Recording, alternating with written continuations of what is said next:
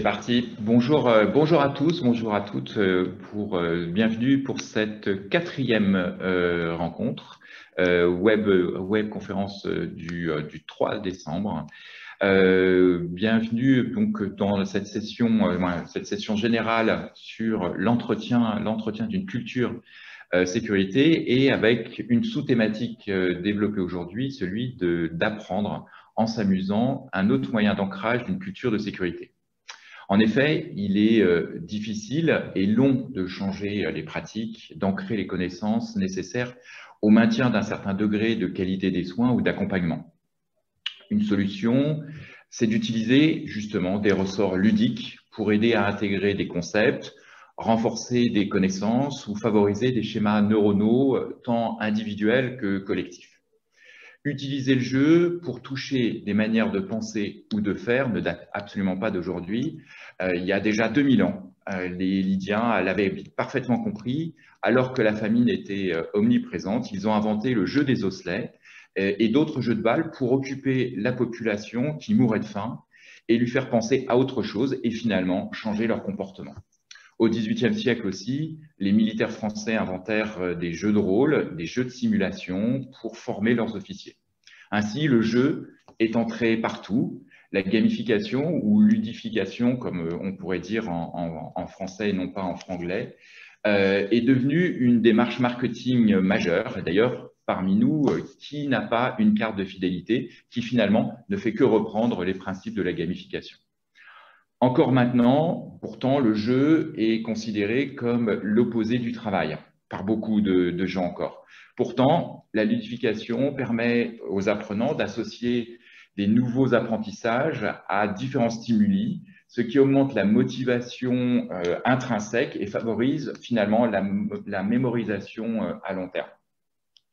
Canva, depuis plusieurs années, propose des escape rooms aux établissements et aux structures de la région, ainsi pour aider à ancrer une culture de sécurité. Mais il existe bien d'autres façons de jouer pour apprendre ou d'apprendre en jouant. Et justement, on vous propose aujourd'hui de regarder quelques expériences qui ont eu lieu en Normandie. La première expérience qu'on va effectivement voir ce matin, c'est celle du management de la qualité par le jeu. Actualiser des compétences et les connaissances du personnel afin d'améliorer les pratiques et d'optimiser la qualité de prise en charge grâce à l'apprentissage par le jeu, c'est la démarche qu'a mis en œuvre Christophe Cordonnier, ingénieur qualité au centre hospitalier de l'Ostrebert. C'est une méthode innovante, motivante et participative.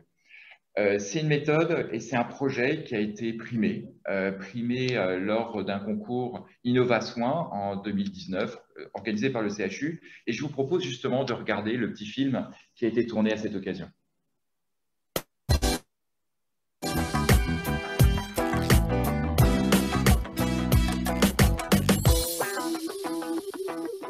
Le centre hospitalier de l'Ostrebert a mis en place une pédagogie innovante pour la formation en management des professionnels de santé. Autour d'un jeu de société, des équipes s'affrontent afin de tester leurs connaissances sur différentes thématiques en lien avec la qualité de prise en charge des patients. Comment s'appelle le document qui répertorie l'ensemble des risques professionnels auxquels vous êtes exposé en tant qu'agent? Vous disposez de 30 secondes pour répondre. Tic, toc, tic. Ah, il n'y a pas de truc? Cette méthode d'apprentissage participative permet aux professionnels d'actualiser leurs connaissances et d'améliorer leurs pratiques de manière ludique. D'une manière générale, les formations actuelles, elles sont encore trop souvent perçues comme des actions imposées, durant lesquelles le personnel peut rester passif. Nous sommes convaincus que le jeu est l'un des meilleurs leviers pour motiver les agents à revoir leurs connaissances et apprendre autrement, en étant acteurs de leur apprentissage. Du coup, on s'aperçoit que les personnes formées, elles prennent plus facilement la parole, ce qui va favoriser le dialogue, l'attention, l'implication. Et elles retiennent aussi plus facilement les informations qu'on va leur apporter, là en l'occurrence sur un plateau de jeu. Les objectifs de cette formation, ils sont multiples. Rappeler de façon ludique les bonnes pratiques aux agents. On souhaitait également renforcer l'échange et la cohésion. Et enfin, ce type de formation, il va nous permettre de se préparer avec des contractions aux prochaines évaluations réglementaires. La finalité étant bien entendu l'amélioration de la prise en charge de nos patients et de nos résidents. Une approche pédagogique innovante qui, selon les questionnaires de satisfaction, répond aux attentes des professionnels. C'est vrai que ça permet de pouvoir aussi approfondir sur certaines questions qu'on ne connaissait pas. Il y a des sujets, on n'était pas, enfin moi j'étais pas du tout au courant de certaines choses, et puis on est moins gêné de poser la question parce qu'on se sent pas jugé par les autres, on sait pas forcément le grade des autres, donc on se sent moins jugé que par une formation, on va dire magistrale, où on a juste une personne avec qui interagir et où on se sent un peu plus en difficulté, on va dire. Ça réajuste nos connaissances, on en apprend un petit peu, il y a des textes de loi qui changent, ça évolue tout le temps, donc ça nous remet à niveau régulièrement, quoi. Après c'est ludique, c'est sympa, on apprend à connaître des collègues qu'on ne connaît pas, parce qu'on n'est pas dans les mêmes services, donc... Ce jeu sera présenté lors de la prochaine Semaine nationale de sécurité des patients en novembre 2019 et pourra faire l'objet d'une formation itinérante entre les différents centres hospitaliers du GHT Rouen-Cœur-de-Seine.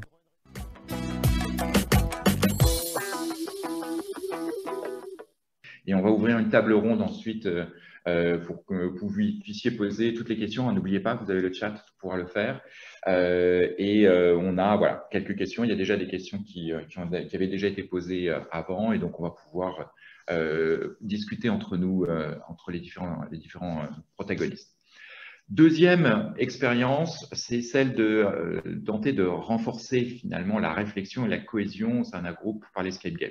En effet, regrouper des professionnels dans un lieu contraint et les encourager à résoudre des énigmes ou déjouer les pièges d'une pièce, rien de tel justement pour renforcer la réflexion et la cohésion d'un groupe. Au Chic des Andennes, les ateliers de sensibilisation et de chambre des erreurs organisés lors de la semaine sécurité ont été remplacés par un autre jeu sérieux, un escape game. Mais laissons Gwenaël Maurice, pharmacien coordinateur de la gestion des risques, Jean-Marie Fléchard, responsable assurance qualité, Dominique Olivier, hygiéniste, et Nicolas Dechamps, assistant qualité, nous rapporter justement cette expérience.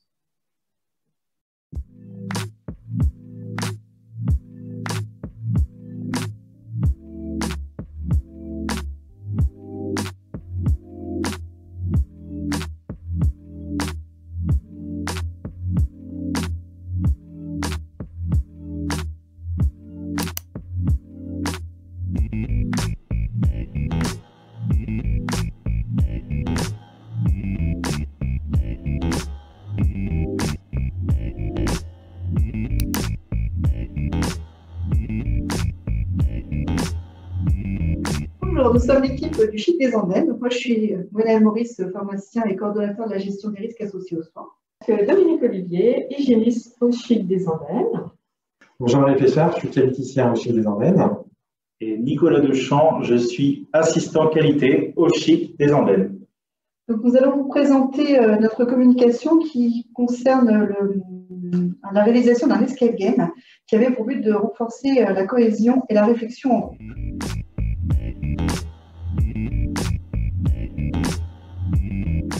C'est très simple, en fait, il faut savoir qu'au Chic des Andennes, depuis 2014, dans le cadre de la semaine de sécurité des patients, donc il y a des ateliers de sensibilisation qui sont proposés chaque année. Et en fait, on a constaté une satisfaction un peu inférieure en 2018 par rapport aux années précédentes. Et donc, c'est comme ça que nous est venue l'idée de l'escape game. L'objectif, c'est vraiment de renforcer la réflexion et la cohésion en groupe et de créer des émotions tout en révisant des pratiques. Donc, en fait, ce qu'on voulait mettre en lumière, c'était un côté ludique et non scolaire.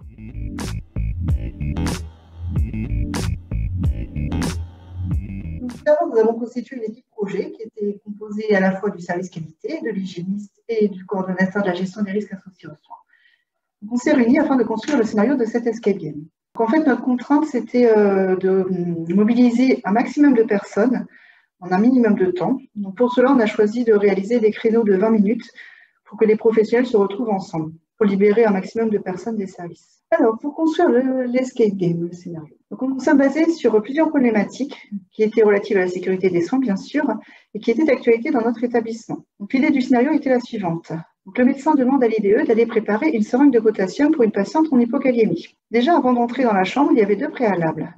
Demander la prescription médicale écrite et réaliser une friction hydroalcoolique. Ceci permettait de récupérer la clé pour ouvrir la chambre. Ensuite, dans la chambre, des indices étaient disposés à chaque étape du scénario. Donc, l'objectif, c'était de retrouver un certain nombre de chiffres, donc 4 chiffres pour reconstituer un code. Et ce code permettait d'ouvrir un coffre. Dans ce coffre contenait la clé permettant de sortir de la chambre.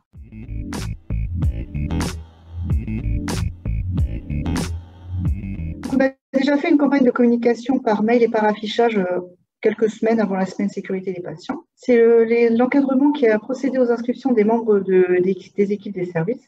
Le principe, c'était d'avoir des équipes de 4 professionnels environ. Enfin, pour chaque site, donc La Ferté-Macé et Longfront, donc l'équipe la plus rapide gagnait un lot, ainsi que le service le plus participatif, ce qui permet d'avoir un maximum de participation au niveau des équipes. Et enfin, une remise des prix est prévue lors de la cérémonie officielle, c'est la cérémonie des vœux de début d'année.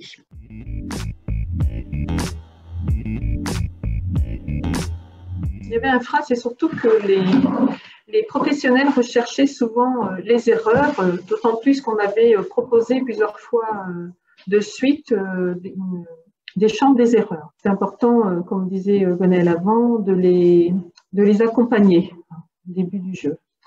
Le scénario maintenant est adapté à rendre plus clair pour la prochaine section.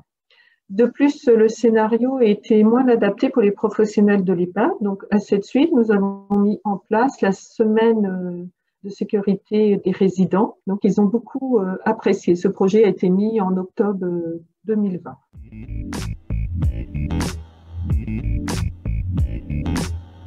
Il y a deux impacts principaux. Le premier sur la participation et le deuxième sur la satisfaction. Bien évidemment, les ateliers qui ont été proposés lors de cette semaine de sécurité des patients ont bien été accueillis d'une manière générale, particulièrement cette escape game.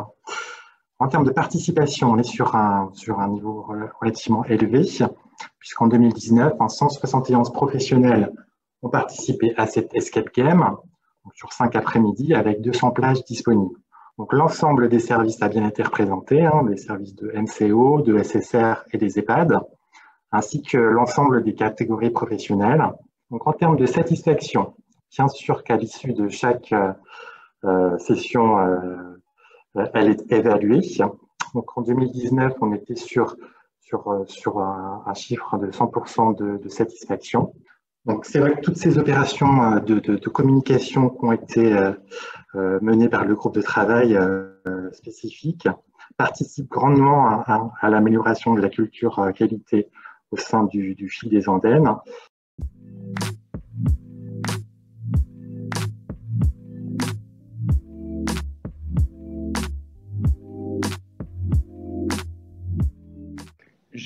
Merci pour ce témoignage. Encore une fois, on revient ensuite ensemble pour en parler tous ensemble. Autre escape game, justement, sur les antibiotiques. J'aurais tendance à dire, les antibiotiques, c'est pas automatique. Voilà un slogan qui, à force d'être rabâché, a fini par rentrer dans notre subconscient.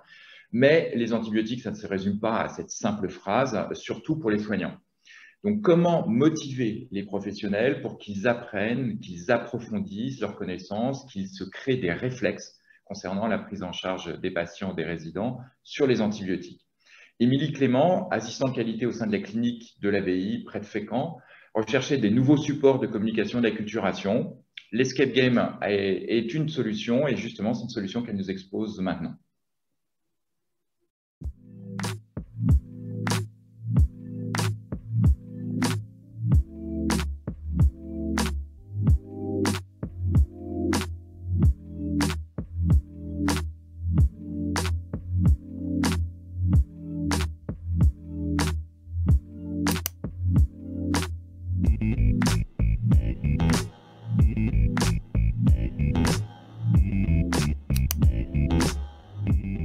Je m'appelle Émilie Clément, je suis assistante qualité à la clinique de l'ABI de Fécamp, une clinique essentiellement chirurgicale qui a 70 lits.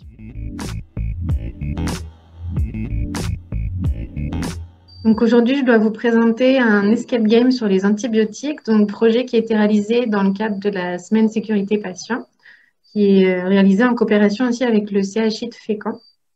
Donc le but de cet escape game, c'était pour vous donner un petit peu comment le projet de ça, c'était retrouver en fait le patient infecté dans le service et lui prescrire le bon antibiotique. Donc tout ça à l'aide de petits jeux et d'énigmes à résoudre. On cherchait des nouveaux supports parce que la semaine sécurité patient, on l'a fait depuis 2014 dans notre établissement. Donc, tous les ans, on essaye de renouveler. Donc, il y a eu la chambre des erreurs, le chariot des erreurs. On fait même plusieurs postes, en fait, avec plusieurs jeux. Docteur Mabou, le Cluedo photo, etc. On a senti un essoufflement des professionnels au fur et à mesure des années. Donc, on cherchait des nouvelles choses. Et comme personnellement, j'ai fait des escape games, du coup, je me suis dit pourquoi pas en faire aussi dans le cadre du travail.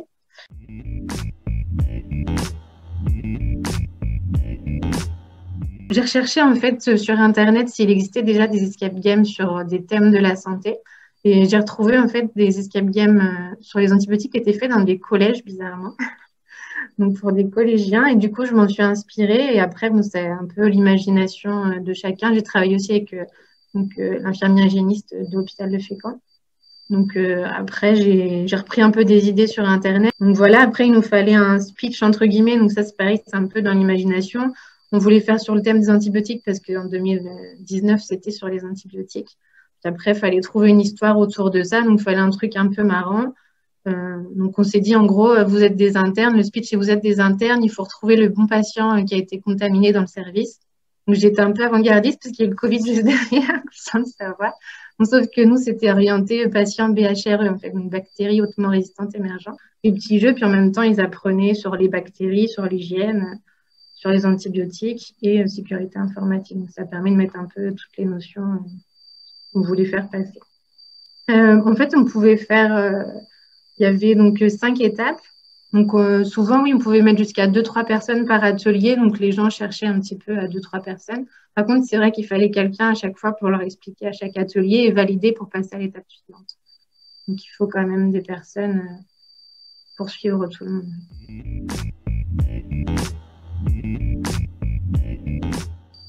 Après, c'est que c'est chronophage quand même à créer parce qu'il faut créer tous les petits supports avec les explications. Il faut trouver les idées, les jeux, etc. Donc, ça prend quand même du temps à faire. Ça ne se fait pas comme ça. Après, c'était aussi de limiter la durée de l'escape game parce que les soignants, quand ils viennent, on fait ça dans le hall de l'hôpital, ils n'ont qu'un quart d'heure, 20 minutes. Et après, c'est qu'il faut quand même du personnel pour suivre chaque personne. Donc, il faut au moins 5 personnes, on va dire, pour valider chaque atelier et que chaque groupe puisse passer d'un atelier à un autre.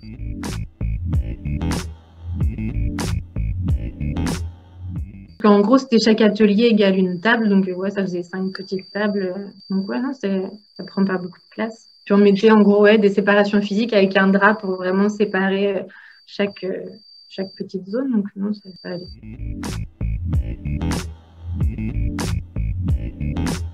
Du coup, la curiosité des professionnels suite à ça, parce que c'était innovant, escape game, c'était un peu le jeu à la mode, donc tout le monde voulait participer. Donc pour leur donner envie de venir, en fait, on avait distribué des petits flyers avec le speech, enfin, le petit scénario, en fait, pour leur donner envie de venir. On leur avait distribué au self, en fait, le midi. Et du coup, c'est vrai que l'après-midi, on a eu beaucoup de passages. Voilà, on a eu même des médecins. Alors d'habitude, on a du mal à avoir des médecins. Il y a même des médecins qui sont venus. Et c'est vrai qu'on a eu des bons retours par rapport à ça. C'était innovant. Et ils avaient même demandé cette année à en refaire un. Après, c'est ouvert à tous les professionnels, comme on a dit aussi. Donc, c'est aussi un facteur de succès. C'est que c'est pas juste pour les médecins ou les infirmières. C'était tout le monde pouvait participer. On a augmenté la participation des professionnels parce qu'on a eu quand même 80 professionnels qui ont participé à l'escape game. C'est également aussi, on les a sensibilisés sur les BHRE, sur la sécurité informatique, on repassait le message aussi, à donner son code, etc. Et sur la prescription des antibiotiques, ils ont bien aimé aussi apprendre comment se fait un antibiogramme en fait. Et du coup, on a fait aussi, du coup ça a été un peu abandonné avec le Covid, mais on a fait un escape game sur la bientraitance, du coup, en coopération avec l'IFSI de Fécamp. On a commencé à travailler sur ça. Donc, ça a donné d'autres idées, en fait. Ça a permis de refaire un escape game, mais sur d'autres thèmes.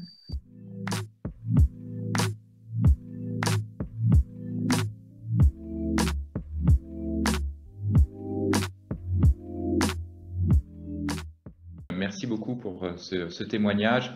On revient ensemble sur le sujet parce que je pense qu'il y aura pas mal de questions sur ce sujet et on a déjà beaucoup de questions à vous poser. Le médicament, on le voit, est décidément pas mal à l'honneur aujourd'hui. Bon, cela dit, ce n'est pas très étonnant quand on regarde la fréquence des événements indésirables liés aux soins et leur fréquence liée aux médicaments. Pour former les professionnels, la simulation est un format idéal pour à la fois acquérir et réactualiser des connaissances et des compétences techniques et non techniques. Le travail en équipe, la communication entre professionnels, etc. C'est d'ailleurs la question que se sont posées deux pharmaciens, Alban Cherel et Simon Rodier, avec l'Omedit Normandie, et ils se sont posé la question de est-ce que la simulation numérique peut-elle contribuer à une culture de sécurité intégrée en réanimation néonatale? Je vous laisse la parole. Merci Xavier. Vous entendez bien? Très bien. Super. Alban, diapo 2. Donc le contexte très rapidement, là on sort du format présentiel, mais on rentre dans un format numérique avec un serious game, jeu sérieux. Donc on a constitué un scénario patient, Alban va vous l'expliquer juste après. L'outil est constitué de 4 sphères qu'on peut utiliser à 360, on se balade comme sur Google Street View, et on peut cliquer sur des points d'intérêt cliquables, donc photos, vidéos, à la recherche de 18 erreurs de prise en charge. Donc basé vraiment sur le concept, mais cette fois-ci numérisé, de chambre des erreurs. Donc, notre objectif, c'était d'élaborer, mais surtout d'évaluer le dispositif de formation au CHU de Caen, ce qu'Alban va présenter juste après. Quelle a été la méthodologie employée? Tout d'abord, un groupe pluriprofessionnel de formateurs a été constitué afin de définir 4 éléments, avec tout d'abord le public cible, qui est constitué par les 99 professionnels de santé qui interviennent en néonatologie au CHU de Caen. Le planning des formations, qui est composé de séances hebdomadaires. Le format, alors bien que la formation soit disponible en version numérique, c'est le format en présentiel pour lequel nous avons opté afin de favoriser l'interactivité et les échanges entre apprenants et formateurs, notamment lors de l'étape du débriefing. Et chacune des sessions est animée par un trinôme de formateurs, médecins, pharmaciens, infirmières. Et le 4e élément qui a été défini est constitué par les modalités d'évaluation pré- et post-formation afin de mesurer et renforcer l'impact pédagogique ainsi que la connaissance, la rémanence des connaissances et compétences. Au niveau du format, chacune des sessions va durer environ 2h30 et est composée de 5 étapes avec, dans un premier temps, l'évaluation pré-formation, lors de laquelle les apprenants vont remplir 2 types de questionnaires, un questionnaire d'auto-évaluation des compétences, mais aussi un questionnaire d'hétéro-évaluation des connaissances. À l'issue de cette étape a lieu un briefing pendant lequel nous allons rappeler que le format de la session est en accord avec celui recommandé en simulation en santé, avec 3 étapes principales, briefing, mise en situation, débriefing. À l'issue de ce briefing, a lieu la mise en situation, lors de laquelle l'apprenant va être en immersion dans un service de réanimation néonatale. Et je vous propose de découvrir rapidement le concept de notre outil. L'apprenant est immergé dans un service de réanimation néonatale dans lequel vous avez plusieurs sphères avec la possibilité de pivoter à 360. Allons dans la chambre du petit Pierre-Eugénie. Dans chacune des chambres, vous pivotez à 360. Vous avez des points d'intérêt dans lesquels se sont glissées des erreurs. Ces points d'intérêt peuvent être dynamiques. C'est en fonction du contexte en fait, de survenue de l'erreur.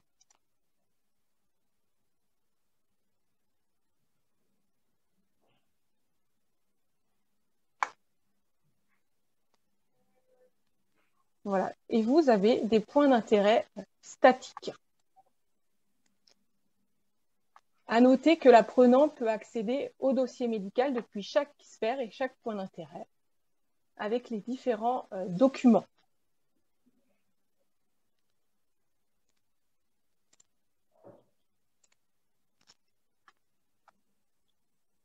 À l'issue de la mise en situation a lieu l'étape incontournable de débriefing, pendant laquelle, en fait, apprenants et formateurs vont échanger sur les erreurs qui ont été détectées dans la chambre.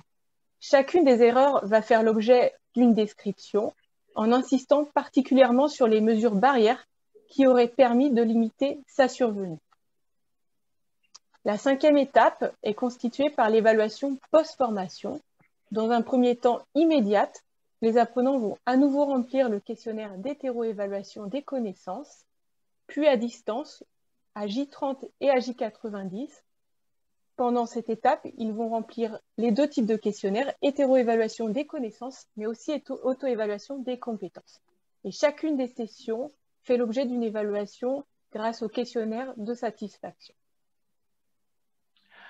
Oui, donc comme vous l'avez vu, l'outil, c'est toujours très intéressant de le développer, de le faire tester, et on s'arrête bien souvent à l'étape de satisfaction, mais on pourra y revenir à la table ronde. Le fait d'aller chercher l'amélioration de connaissances, l'amélioration de compétences, le transfert de compétences et un impact sur les indicateurs, ça reste un élément aujourd'hui très important, très difficile à obtenir, mais primordial, notamment au travers des exigences de la nouvelle version de certification d'établissement de santé, mais pas que, aussi pour faire accepter ces outils innovants à nos directions.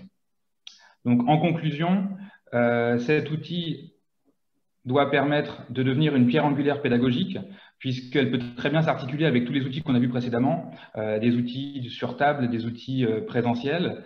Ce qui est très intéressant et qu'il faut absolument garder, c'est la formation interdisciplinaire qui fédère, dans le cas présent, tout un service, et ça c'est très important, intégré qui plus est dans une évaluation des pratiques professionnelles, qui permet de capitaliser d'autant plus sur les résultats, et en perspective, eh bien c'est d'étendre ce format aux autres établissements de la région Normandie, mais pas que, et puis d'interfacer avec des cours en ligne. Là c'est un petit peu plus technique, mais les plateformes de Learning Management System, type Moodle que certains connaissent, permettent d'avoir un suivi beaucoup plus longitudinal des apprenants et pouvoir comme ça suivre, pourquoi pas même sur toute une période professionnelle, la formation des soignants.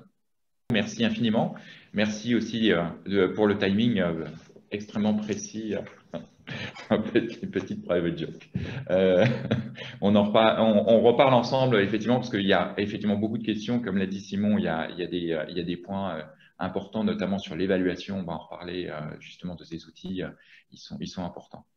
On va terminer avec un outil qui, c'est plus qu'un outil, c'est une démarche. On ne présente plus les Cali Days en fait en Normandie, tant leur réputation a largement dépassé le plateau canet. J'ai l'habitude de dire que les Cali Days, c'est la Rolls des démarches de sensibilisation collective en établissement de santé. C'est juste pour faire rougir Sandra et Laurence. Mais rendez-vous compte quand même, on a un rendez-vous annuel durant lequel on arrête tout pour parler de qualité et de sécurité. On a des séances plénières, des ateliers partout, animés par des professionnels. Voilà. La coïncidence fait que si nous on fête un anniversaire, les Cali Days fêtent aussi un anniversaire. 10 ans de Cali Days, ça compte. Et donc, on a demandé à Sandra Gilles, responsable qualité, et Laurence Picard, directrice qualité au Centre de lutte contre le cancer François Baclès, justement de nous faire un peu le bilan de cette formidable aventure.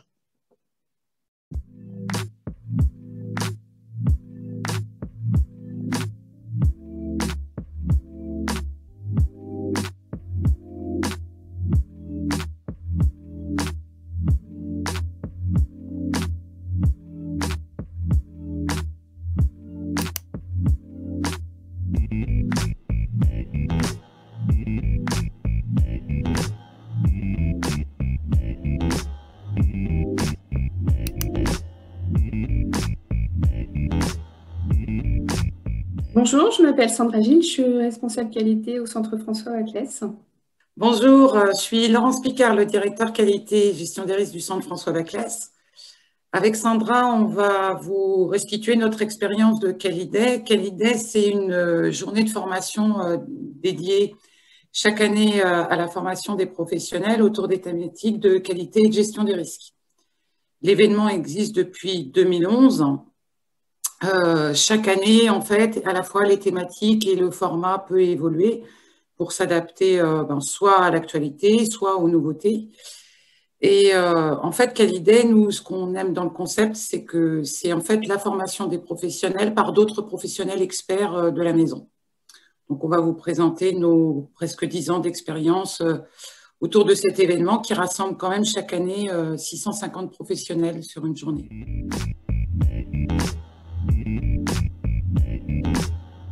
La création de Qualidé est née de 2 constats.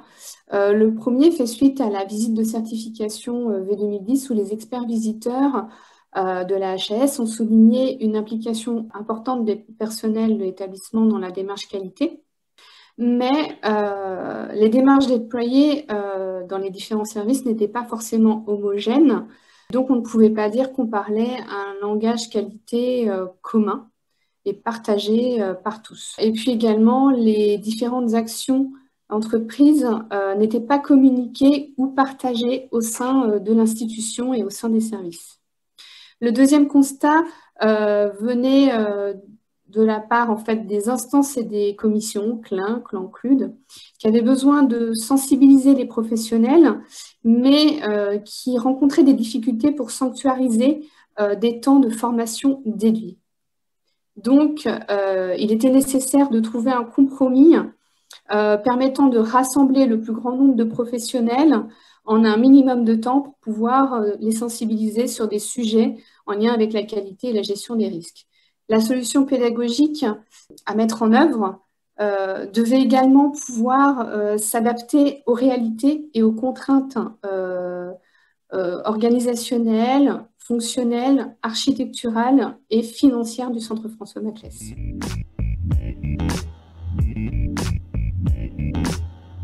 Donc, le projet d'une journée dédiée à la qualité et à la gestion des risques a été construit par le service qualité et par le président de CM qui, depuis la loi de 2009, est en charge de la politique qualité.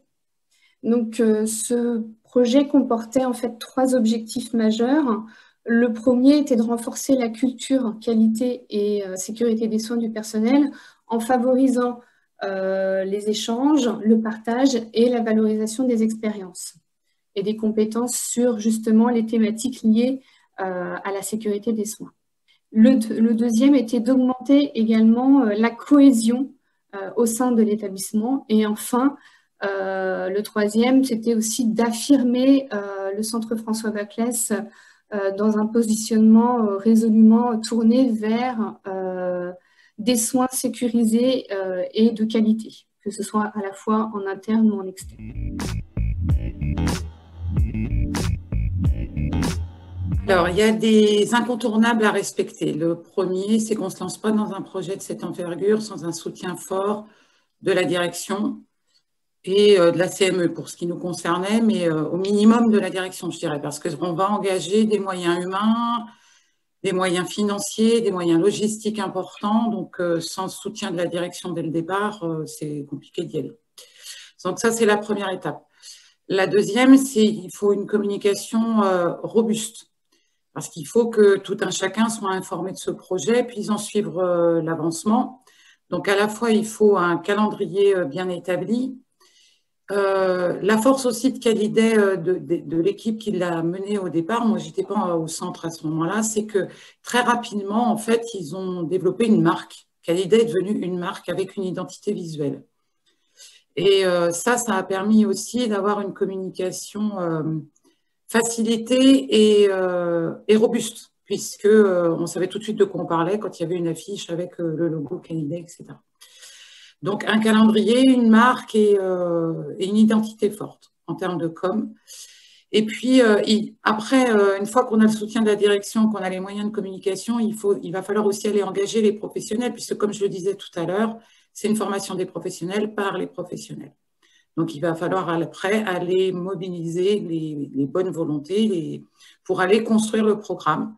Donc, ce sont souvent les responsables d'instance, mais pas que. Il y a aussi les correspondants qualité. On a 50 correspondants qualité dans l'établissement, qui sont les ambassadeurs. Et puis, au fur et à mesure des années, il y avait un tel succès que de toute façon, après, ça a débordé ce cadre-là. Et il y a eu des volontés d'atelier par des gens qui n'étaient ni correspondants qualité, ni responsables d'instance.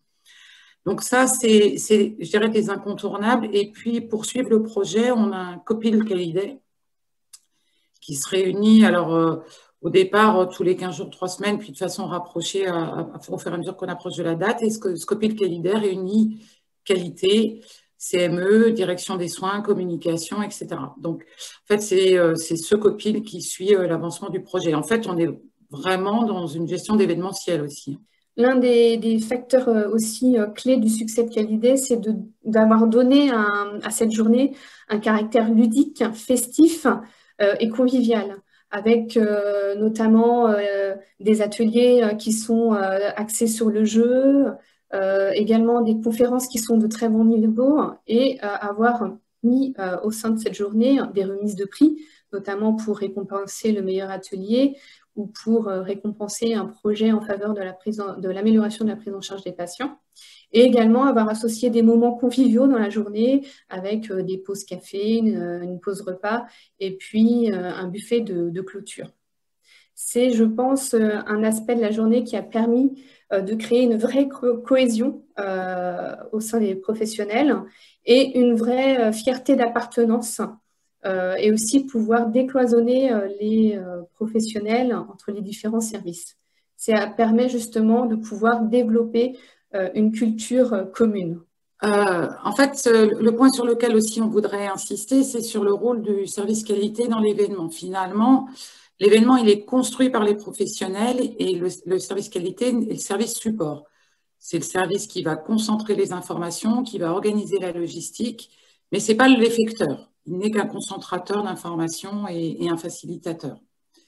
Ce qu'on a constaté aussi au fur et à mesure des années, c'est que les ateliers se sont de plus en plus, entre guillemets, professionnalisés.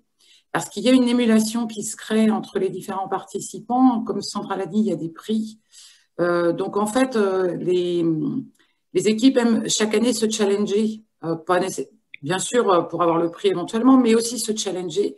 Et on a vu un niveau de qualité d'atelier monter avec les années, et notamment sur les dernières éditions, des ateliers de très très haut niveau, des vraies constructions de Serious Game, dont l'un d'entre eux a d'ailleurs été repris par Unicancer.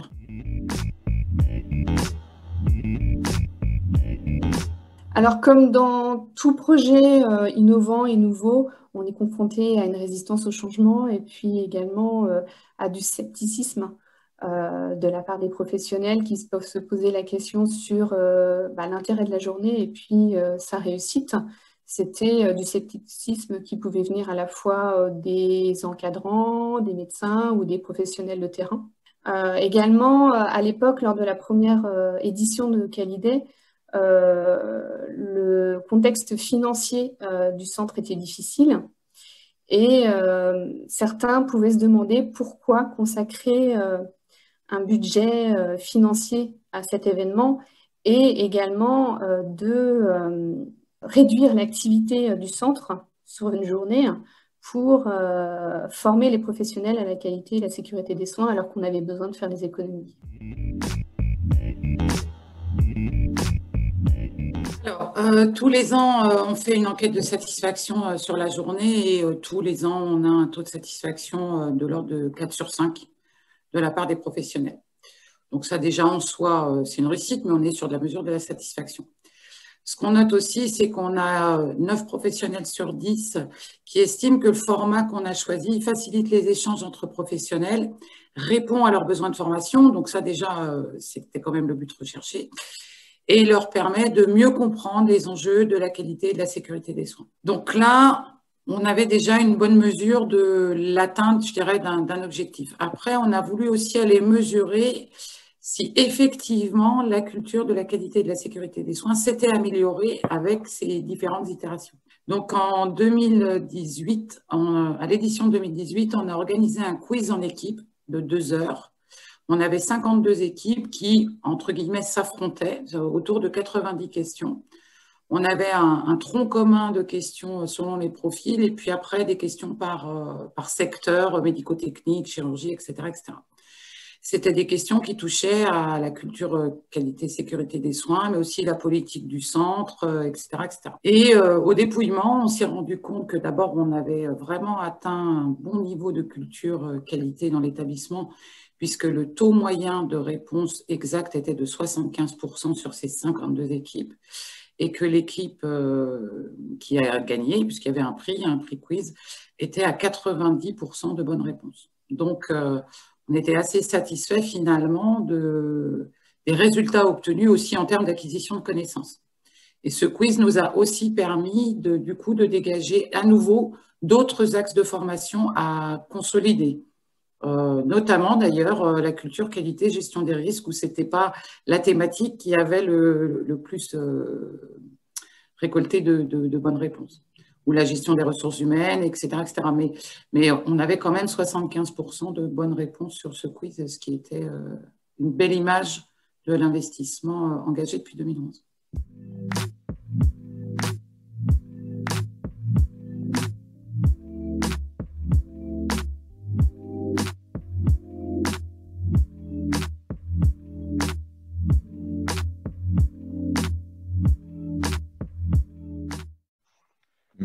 Merci infiniment pour ce témoignage impressionnant. Hein. Vous avez vu la vision vraiment intégrée dont on peut rêver en termes d'organisation, en termes d'évaluation. Il y a plein de choses à prendre. Et puis, je crois savoir que Sandra et Laurence, vous me confirmerez ou vous m'affirmerez, mais en plus, vous êtes assez prêteurs. Donc, effectivement, si on cherche des idées d'ateliers, je crois qu'on peut aussi vous solliciter de temps en temps sur le sujet. Tout à fait. Et j'avais justement une question pour vous. Comment vous faites justement, comment vous avez réussi à convaincre une direction? Parce que vous dites la direction s'implique. Bon, il suffit pas, c'est pas juste dire la direction s'implique, parce que je peux aller voir ma direction et lui demander de s'impliquer. Je suis pas certain qu'elle me répondra favorablement à chaque fois.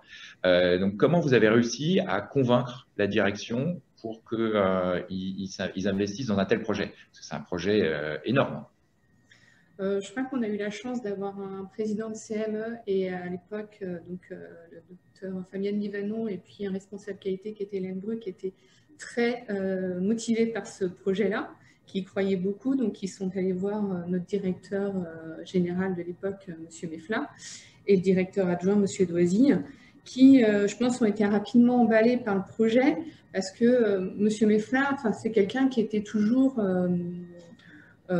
qui est dans l'innovation, donc tout ce qui est innovant, il va vraiment porter ce type de projet.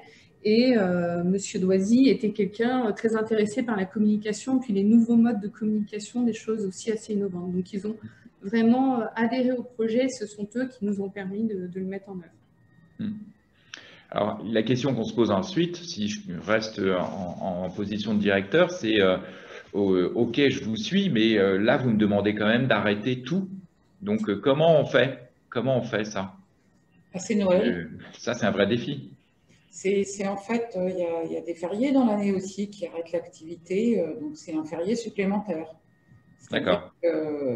Effectivement, les activités de soins des unités d'hospitalisation ne s'arrêtent pas, bien évidemment. En revanche, toutes les activités qui ne fonctionnent pas, ni le week-end, ni les jours fériés, sont arrêtées. Donc, c'est considéré comme un férié supplémentaire. Très bien, ouais. Comment, alors, j'ai compris qu'effectivement, vous utilisez justement le principe de la gamification qu'on connaît en marketing, c'est-à-dire l'attrait ludique pour motiver aussi les gens avec des concours. Ces concours, en fait, ils consistent en quoi? Qu'est-ce qu'on gagne comme prix pour pouvoir, parce qu'il faut arriver à avoir envie d'aller faire un atelier, de s'investir comme ça? Alors, il y a le prix du meilleur atelier. Il y a un panneau à l'entrée du centre qui est affiché pendant 1 an qui dit que voilà, au cours de la journée qualité de l'année X, tel atelier a remporté le prix. Donc, il y a une forme de promotion dès l'entrée du centre. Et par contre, en ce qui concerne le prix Quali-Patient, donc qui est décerné par un comité incluant les représentants des usagers, là, il y a de l'argent. C'est-à-dire que s'ils nous présentent des projets, alors il n'y a pas des centaines de milliers d'euros, hein, mais s'ils ont besoin de quelques milliers d'euros, soit pour démarrer leur projet, soit pour faire aboutir leur projet, s'ils sont primés, ils repartent avec l'enveloppe. Et pour le Quali Quiz, on s'est pas mal torturé la tête. Et pareil pour les motiver, on avait demandé une enveloppe. financière. Et en fait, les membres de l'équipe gagnante ont eu des bons d'achat, je ne sais plus, une carte cadeau de 100 ou 200 euros chacun à dépenser, soit tous ensemble, soit individuellement. D'accord. Ouais, effectivement, ça motive. Voilà. Ouais, mais c'est pour pouvoir tenir 10 ans, il faut arriver aussi à combattre contre l'essoufflement.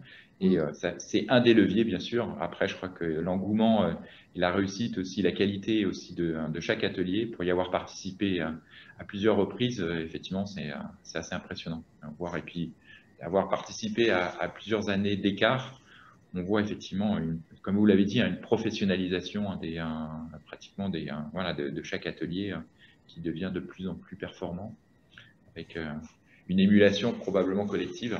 Ça, c'est ça qui est formidable. Je crois qu'aussi, il y a un point aussi que vous avez, sur lequel vous êtes passé assez vite, mais qui est important, c'est le fait que vous ayez…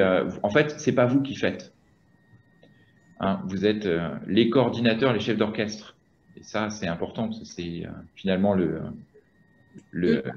Pardon, de temps en temps, on fait un atelier nous-mêmes, mais ce n'est pas tous les ans. Et c'est vraiment si nous-mêmes, service qualité, on a un message à passer, mais sinon, c'est vraiment les autres professionnels. Nous, on va gérer que l'aspect, effectivement, gestion de l'événement, l'événementiel, la logistique.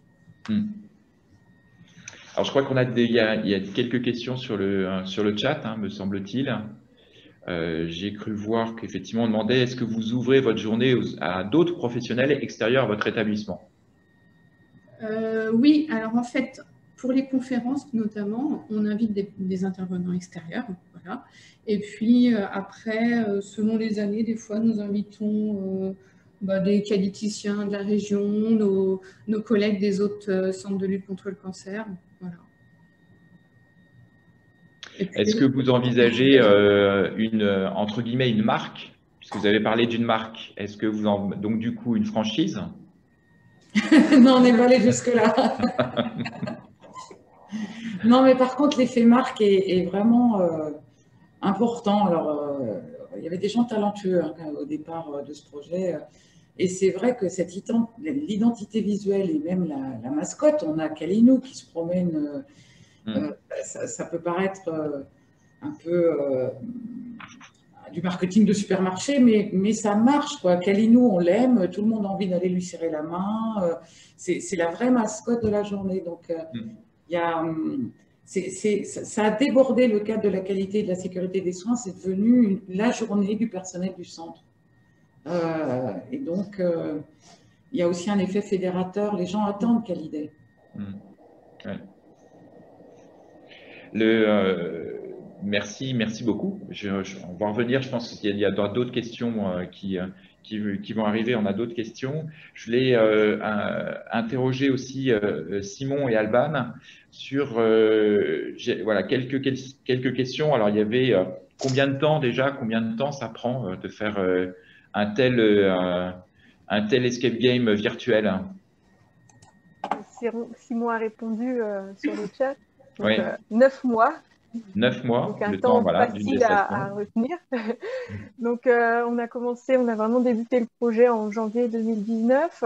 Donc nous étions prêts à faire le tournage au sein du service de réanimation néonatale du CHU en juin. Sauf qu'en fait, il s'avérait que le service avait une activité assez surchargée sur les jours qui étaient choisis. Donc, c'est vrai qu'en plus, il a fallu tourner dans un service où on ne peut pas suspendre l'activité. Et puis, on a reporté le tournage fin août et on a procédé aux ajustements avec le prestataire pendant environ 1 mois, en fait. Donc, c'est allé très rapidement et le début des formations au CHU a commencé en janvier 2020. D'accord. Pour compléter ce qu'a dit Alban, effectivement, ce n'est pas notre premier projet, on avait présenté deux d'ailleurs à Calva sous forme d'atelier, et on constate toujours entre 6 mois et 9 mois entre le début de l'idée, la constitution du groupe de travail pour les aspects scientifiques, médicaux et le moment où l'outil sort au format numérique. Et ça, c'est incontournable. Après, c'est relativement court et long. Pour ceux qui font du serious game, c'est normalement beaucoup plus long et surtout beaucoup plus cher. Ouais. Donc là, on arrive à des coûts assez limités. On est sur des enveloppes à moins de 10 000 €, excluant les RH, on va dire, scientifiques et médicales, pour avoir un outil comme celui-ci. Voire moins, ce que j'expliquais rapidement, mais si aujourd'hui vous avez des informaticiens assez doués, avec une caméra et un logiciel, avec 1 500 €, vous arrivez à faire à peu près ce qu'on a fait là. Il n'y aura pas le côté LMS type Moodle, mais il y a quand même déjà pas mal de choses. Donc ça, c'est assez intéressant. Et d'ailleurs, on en avait développé un avec l'équipe de Fabienne Divanon et l'hôpital Saint-Louis et le CH de Lisieux. Donc ça se fait bien, et aussi en inter-établissement comme ça, c'est hyper intéressant. Oui, effectivement, ça permet de mixer aussi les cultures, et c'est très intéressant. Voir si les erreurs sont les mêmes, si les politiques sont les mêmes, et les cultures sécurité sont à renforcer, quoi. Alors justement, Simon, tu parles des erreurs. Comment vous faites pour choisir, comment vous avez fait pour choisir les erreurs et les éléments de pédagogie à intégrer aux outils? Parce que ça, c'est un vrai sujet. Alors Simon va laisser Alban répondre. Ah, c'est Alban. On a équilibré en fait au niveau des erreurs, en fait, hein, pour vraiment accrocher les apprenants. Il faut des erreurs avec des niveaux de difficulté différents, faciles, intermédiaires, un petit peu plus difficiles. Et puis, au niveau du caractère propre des erreurs, il faut des erreurs déjà qui aient vraiment un impact pédagogique. Donc, on a essayé de faire des erreurs en lien avec des thématiques dont on parle actuellement, l'interruption de tâches, d'autres choses un petit peu plus spécifiques aux médicaments, en lien avec les nouvelles recommandations, par exemple. Et puis, des erreurs, disons, avec une fréquence de survenue qui soit importante, qui soit facile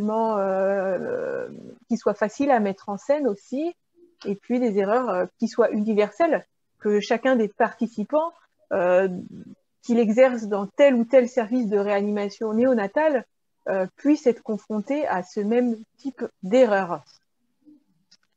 Voilà. Pour compléter sur le choix des erreurs, il y a aussi des éléments à prendre en compte, c'est le retour d'expérience locale et le retour d'expérience nationale sur les erreurs qu'on veut mettre en scène. Et enfin et surtout, c'est ce qu'on teste là sur un projet 2021 sur le bloc opératoire et la prise en charge médicamenteuse, c'est partir des référentiels, faire un outil basé sur les référentiels et profiter de l'outil pour faire évoluer les référentiels sur ce qui est acquis, sur ce qui est en cours d'acquisition et sur ce qui est absolument pas maîtrisé. C'est aussi quelque chose qui est un cercle, à mon avis, assez vertueux à travailler pour les outils à l'avenir. C'est vraiment de partir à la fois du terrain, du REX et des recommandations qui ne sont pas du tout terrain, mais justement arriver à mutualiser les deux pour derrière, en retour sur investissement, avoir une amélioration des deux aspects. Ouais, travailler sur les savoirs explicites et les savoirs non explicités, effectivement. Ouais, important. Ce sont des outils qui demandent un gros investissement, à la fois qui peut être financier important ou en tout cas humain. Ça prend du temps. Donc ça veut dire qu'il faut les évaluer. Se pose la question justement de l'évaluation de ces outils. Tu en as parlé, Simon, justement. Quelle stratégie vous avez mis en œuvre pour évaluer ces outils? Justement, Alban l'a très bien décrit. Il y avait l'idée, c'était de mettre des balises en différents points, en pré, en pair et en post, et de montrer justement par une évaluation des connaissances, des compétences, soit auto, soit hétéro. Ce qui est intéressant, c'est de mixer. Il ne faut pas oublier aussi d'évaluer le niveau de certitude, parce qu'il ne faut pas oublier que sur un QCM avec 4 réponses, on a quand même beaucoup de chances statistiquement de tomber sur la bonne réponse par hasard. Donc, il faut intégrer à ça le niveau de certitude. Ce qui est intéressant ensuite, une fois qu'on a ça, la satisfaction, c'est le numéro 1, et on voit bien au travers de toutes les interventions que la satisfaction est aujourd'hui toujours évaluée. Ça, aujourd'hui, c'est acquis. Le niveau d'après, c'est l'acquisition de connaissances, compétences. On voit qu'aujourd'hui, déjà, moins de monde y va, alors qu'aujourd'hui, si on suit le modèle de Kirkpatrick, c'est vraiment ce qu'il faut avoir en deuxième intention. En troisième intention, c'est très dur, mais c'est le transfert de ces connaissances et de ces compétences dans les pratiques. Parce qu'on peut savoir théoriquement beaucoup de choses, mais pas le mettre en application. Ça, c'est beaucoup plus compliqué. C'est ce qu'Alban a présenté très rapidement, mais sous forme d'audit, avec un audit avant et après, avec toutes les limites qu'on connaît aux audits, bien évidemment. Et le Graal, le niveau 4, l'ultime, c'est sur le modèle de Kirkpatrick, c'est ces indicateurs. Ça peut être la déclaration des événements indésirables, avec attention au biais, on fait varier le niveau d'immersion de l'iceberg, mais ça peut être des niveaux qualitatifs, ça peut être les infections associées aux soins. Ça peut être de la mortalité sur les patients si on est extrêmement ambitieux. Mais après tout, c'est pour ça qu'on travaille, c'est pour la réduire, cette mortalité. Voilà, c'est cette diapositive-là. Et je pense que ce qui est intéressant aujourd'hui, c'est d'avoir des critères tout à fait composites et qui soient voilà, pas uniquement basés sur de la satisfaction ou de la connaissance, c'est pareil, immédiate. Alban a parlé de rémanence, de rétention de connaissances. Et ça, c'est important d'aller réinjecter régulièrement des outils et retester par l'évaluation. Et l'évaluation en elle-même est déjà un outil de formation, faut-il le rappeler. Oui, on est tout à fait d'accord. On a d'autres questions. Petite question, vous comptez vendre votre projet avec des OculoQuest pour des Oculus tels qu'ils sont vendus à Noël dans les une petite non, en fait, c'est vrai qu'on l'a rendu utilisable avec un casque de réalité virtuelle, mais l'oreille interne n'est pas prête, hein, sauf si vous le faites sous anti-émetteur. Mais globalement, c'est pas fait pour, et ça n'a vraiment aucun intérêt. Hein, faut-il le savoir. Enfin, vraiment, faut se le dire. Un écran d'ordinateur, c'est parfait. Un vidéoprojecteur, c'est parfait. Oui. Oui, accessoirement, 40% de la population ne supporte pas en fait les casques de réalité virtuelle. Donc c'est vrai que c'est pas une piste à développer en priorité. Hein, parce qu'effectivement, il faut attendre 10 ans que la technologie évolue. En fait, la technologie n'arrive pas à notre oreille interne, mais dans 10 ans, elle y arrivera, mais aujourd'hui, elle n'y arrive pas. Non, il va falloir évoluer un peu. J'aurais passé aux escape games. Sur les escape games, ceux qui ont construit là les escape games, comment vous voyez l'animation de ces escape games? Comment vous avez associé aussi les experts métiers? Je sais pas qui commence, du coup j'ai commencé, je sais pas s'il y en avait deux. Pour les experts, en fait, du coup, j'ai travaillé avec l'hôpital de Fécamp, donc on avait une infirmière hygiéniste, après on fait en qualité. On avait également une infirmière du travail également. Et on travaillait aussi avec la qualiticienne de l'hôpital, moi et 2 personnes de l'hôpital, et un pharmacien aussi. Donc on avait le côté médicaments, le côté qualité, le côté hygiène, et c'est pour ça qu'on a travaillé essentiellement sur ces 3 axes-là, hygiène, pharmacie et qualité. D'accord. Et comment les vous avez… C'est un peu le même… Oui. Allez-y, je vous en prie. Désolée. Oui, au Chic des Andennes, c'est un peu aussi la même organisation. Donc, dans l'équipe projet, du coup, moi, je suis pharmacien, donc on a centré beaucoup sur le médicament aussi. Il y a l'hygiéniste, forcément, sur la partie hygiène. Et on souhaitait aussi parler de la gestion documentaire et de recherche documentaire. Et là, la partie qualité a bien participé. Donc, voilà, on s'est basé sur nos compétences. Voilà. Donc là, vous avez les experts métiers. Comment vous avez trouvé des experts jeux? Parce que justement, la gamification, ça ne se fait pas comme ça. Alors, pour ma part, du coup, pour tout ce qui est jeu, c'est parce que personnellement, je participe à je fais des jeux, genre des escape games, des choses comme ça. Et après, sur Internet, il y a plein d'outils, en fait, qui permettent de créer des jeux, genre des mots fléchés, des mots croisés. En fait, il y a plein d'outils, on tape mots fléchés, et après, on fait nos grilles nous-mêmes, en fait, en mettant notre définition, en voulant mettre les mots qu'on veut, etc. Donc après, on crée nos outils nous-mêmes facilement avec Internet aujourd'hui. Ouais, c'est vrai qu'il y a le site scape.fr par exemple. On vous mettra les liens. Il y a des sites qui sont spécialisés dans la réalisation de jeux sérieux, éducatifs, hein, et donc c'est une vraie communauté de pratique. Donc c'est intéressant.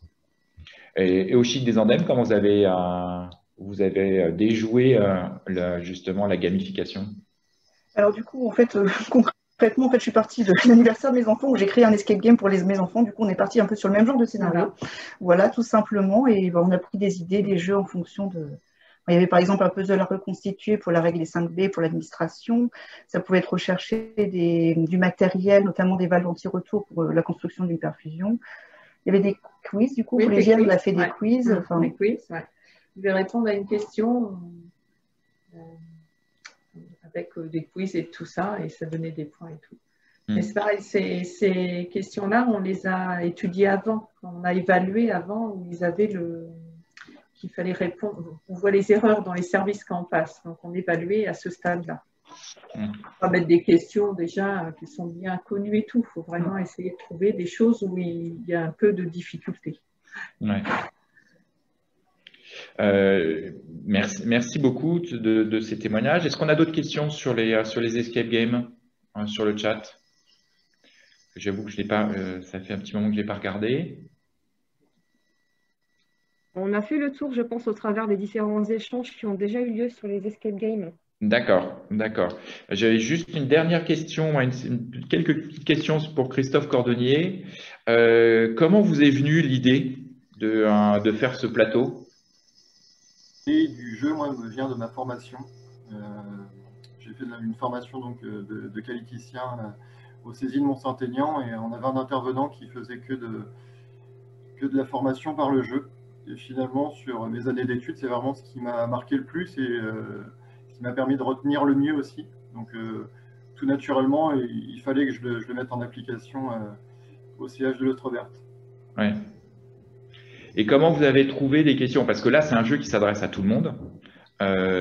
Comment vous trouvez les questions qui vont intéresser tout le monde? Alors, parce que c'est ce qui va faire le succès du jeu. Oui. Les questions, principalement, on a été les chercher dans des quiz qui pouvaient être faits lors des semaines sécurité des patients, des audits, des sites spécialisés qui font beaucoup de questionnaires déjà sur les bonnes pratiques, de nos procédures en interne, d'événements indésirables qui pouvaient être récurrents aussi, voilà, et puis des idées des pilotes de processus associés à chaque thématique en lien avec le jeu, et ça nous a permis vraiment de construire des questions. Et là, on espère bien, justement, avec le nouveau référentiel V2020, de pouvoir faire évoluer le jeu et les questions. Parce que là, on commence toujours, on n'a pas renouvelé nos questions, c'est un gros travail, mais je pense qu'il y aura tout intérêt à le faire pour la prochaine certification. Dernière autre question, c'était comment on a vu là que c'était très qualitatif votre plateau. C'est vous qui avez construit tout seul votre plateau. Comment vous avez fait? Parce que je crois qu'il y a eu pas mal de questions sur le sujet. Le plateau a été conçu, oui, de A à Z en interne. C'est parti d'une feuille blanche et puis après restitué, reconstitué sur un logiciel informatique, vectorisé pour permettre une impression en grande dimension. Et puis après, c'était simplement un site internet qui proposait du lino événementiel. En cherchant un petit peu, c'était vraiment la solution la moins coûteuse et la plus pratique. Ouais, le plateau de jeu a coûté 70 €, donc ça a vraiment été une solution à moindre coût, et puis finalement c'était la principale dépense. Ouais. Bon, ça sera plus facile à effectivement faire passer, effectivement, mais pas forcément les mêmes, les mêmes impacts, effectivement. En tout cas, je pense que tout est complémentaire. Toutes les actions, je vois que l'heure effectivement passe et que je vais me faire rappeler à l'ordre parce que j'avais promis de respecter le timing. On pourrait effectivement continuer à discuter, je pense, sur le sujet encore pas mal de temps. Merci vraiment à tous de vos interventions. On a des sujets, alors on a fait quelques interviews des uns et des autres beaucoup plus longues. Elles seront mises en ligne dans les jours prochains, là, je pense la semaine prochaine, fin de semaine prochaine.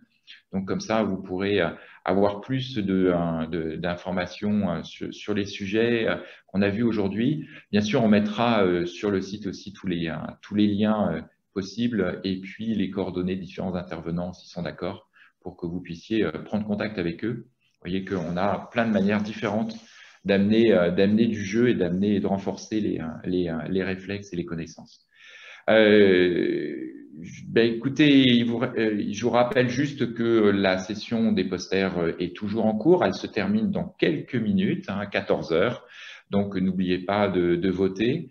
Nous, on va se retrouver demain. Demain, donc cette fois-ci, avec l'intervention d'un grand témoin. Ce grand témoin, c'est le responsable de l'intégration des bonnes pratiques et des meilleures pratiques, en fait, d'ailleurs, des meilleures pratiques au sein du groupe Ramsay Santé, qui est un groupe qui est à la fois australien, scandinave et français. Et donc, il va nous expliquer comment on fait pour combiner trois cultures qui sont parfois diamétralement opposées.